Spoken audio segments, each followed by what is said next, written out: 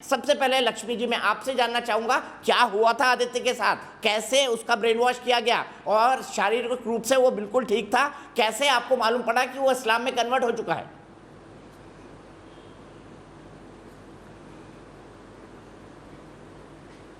आदित्य जो है पहले तो बिल्कुल सही था। पहले हिंदू धर्म को काफ़ी मानता था, मंदिर पूजा पाठ सब करता था, पैर वैर छूना सब कुछ था। और उसके बाद से ये पिछले साल जब लॉकडाउन हुआ तो मोबाइल में कुछ लोग कनेक्ट हुए, इससे बात करने लगे और इस्लाम धर्म के बारे में उन्होंने बताया, कुरान के बारे में बताया और काफ़ी सारी बातें हिंदू धर्म के ख़िलाफ़ उन्होंने इसके दिमाग में भर दी। उन्होंने बताया कि जो हिंदू धर्म की जो चीज़ें हैं, मूर्ति पूजा है, इस तरह की चीज़ें कुछ भी ठीक नहीं है। ये क्यों होता है, मूर्ति की पूजा क्यों करते, भगवान के रूप इतने अलग अलग हैं, इतना कंफ्यूज करने वाला है, ऐसे अल्लाह एक है। अल्लाह के बारे में काफ़ी कुछ बताया तो इसका दिमाग पूरी तरह डाइवर्ट हो गया।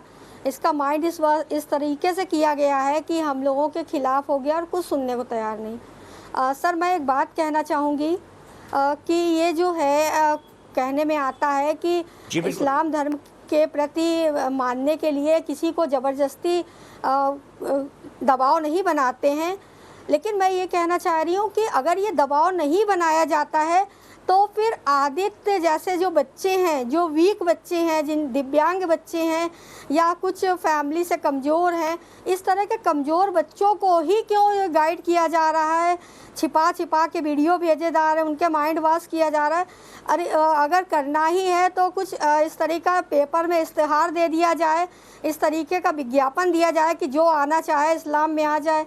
अगर वो गवाह बनाएं तो अगर उन्होंने कुछ भी किया, धर्म परिवर्तन कराया या कन्वर्जन जैसा कुछ उसको ले जाके छिपा के किया गया, तो बच्चे को क्यों किया गया कि फैमिली से ना वो कि कोई भी बात ना बताए।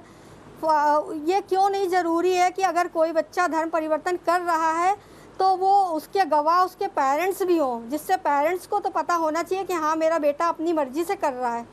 सर इस तरीके का बहुत सारा प्रॉब्लम है जो हम लोग बिल्कुल सही कहा आपने। फेस किए हैं, बहुत सारी समस्याएं हैं। हम सर ऐसा है कि जो बच्चे सर बहुत सारे बच्चे परेशान हैं। कुछ पेरेंट्स तो अपनी इमेज ख़राब होने के चक्कर में नहीं बोल रहे हैं और चुपचाप बैठे हैं। हम सबसे कहना चाह रहे हैं कि सारे लोगों को सामने आना चाहिए, जिससे हमारे बच्चे जो हमारे घर में और दूसरे छोटे बच्चे हैं उनको कोई मिसगाइड ना कर सके। ठीक है, आप ये बताइए अभी आदित्य कहाँ है? आदित्य जो मोहम्मद अब्दुल्ला बन गया है, क्या परिवार के साथ रह रहा है, अलग रह रहा है, कहाँ रह रहा है? हाँ नहीं, आदित्य अभी तक केरल में था। केरल से वो 18 तारीख को वापस आया दिल्ली। दिल्ली से वो परसों सुबह 9 बजे घर आ चुका है।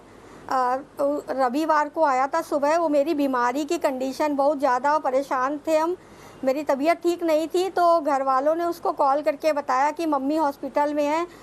ये अचानक से वहाँ से दिल्ली से आ गया, ये आने वाला नहीं था, मेरी बीमारी के कारण आया वापस और मेरे घर में ही है। और इस वक्त जब से ये तो बहुत विश्वास कर रहा था क्योंकि इनके लिए मसीहा थे वो मोहम्मद उमर, जिनकी गिरफ्तारी कल इसने न्यूज़ में देखी है, कल शाम को 7:30 बजे के लगभग। तब से डिस्टर्ब है। पहले तो ये समझ रहा था कि वो काफ़ी हेल्पफुल है क्योंकि उन्होंने इससे कन्वर्जन के लिए 7,000 रुपये लिए थे और इनसे प्रॉमिस किया था कि तुम्हें कभी भी घर परिवार में समाज में कोई भी परेशान अगर करता है तो तुम मेरे पास आना, तुम जो है परेशान मत होना, मैं तुम्हारी हमेशा मदद करूँगा।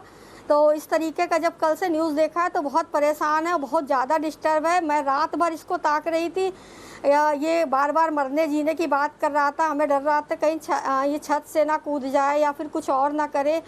रात भर इसको हम देख रहे थे और इतना ज़्यादा दिमाग डिस्टर्ब है कि ये कुछ समझ नहीं पा रहा है क्या हुआ है। इसको लग रहा है कि मोहम्मद उमर को जो है क्यों पकड़ा गया है, वो तो बहुत अच्छे थे, तो कंफ्यूज है काफ़ी। सर एक चीज़ और है कि जो आदित्य अभी थोड़ी देर पहले, क्योंकि सुबह से देख रहा है कि कुछ मीडिया के लोग या ATS के सर लोग आए थे बात करने, तो ये इतना परेशान है कि हमारी ये न्यूज़ सब जगह जा रही है तो मेरी कभी शादी नहीं होगी, हम परेशान हैं।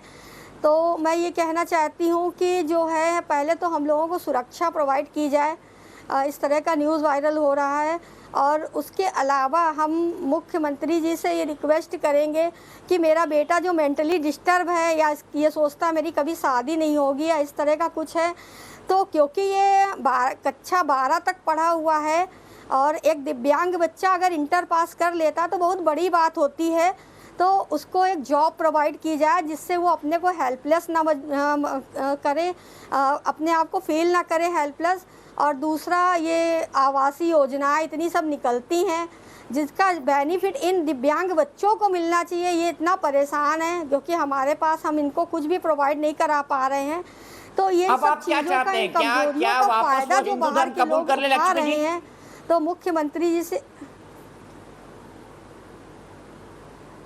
आज तो उसने यही एक्सेप्ट किया है कि मैं जाना चाहता हूँ हिंदू धर्म में वापस, अब मैं इस्लाम को छोड़ दूँगा। मुझे मालूम नहीं था, मैंने सोचा था कि इस्लाम धर्म के जाने के बाद में मेरी बहुत मदद होगी, मेरे पास घर होगा, सब होगा, लेकिन ये यहाँ से केरल तक 3 महीने रही के आया है, लेकिन कहीं कुछ नहीं हुआ, वापस में ये बहुत डिस्टर्ब है।